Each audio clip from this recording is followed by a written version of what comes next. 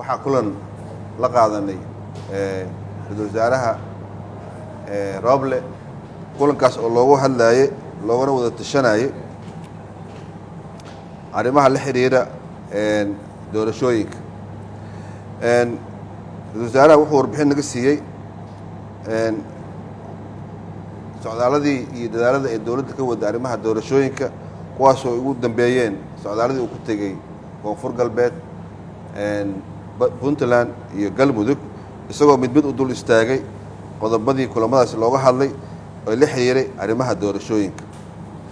sidoo kale xubnaha bulshada rayidka iyo culamo diinka waxay la wadaageen talooyin iyo aragtiyo la xiriira sidii dalka ugu dhici lahayd doorashooyin ku dhaca jawi nabdoon, isla markaasna lagu xaliyo tabashooyinka jira.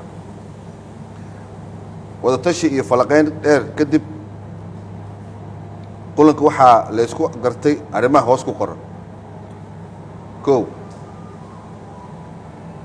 ra-iisul wasaaraha wuxuu soo dhaweeyey doorka bulshada rayidka iyo culamo diinka ee ku aadan xalinta tabashooyinka jira ee la xiriira arrimaha doorashooyinka. qodobka labaad, waxaa la isla gartay in wax kasta oo qalqal geli kara nabadda iyo dowladnimada la joojiyo, isla markaasna laga hortago ereyada xanafta leh iyo ficilada keeni kara xasilooni darada.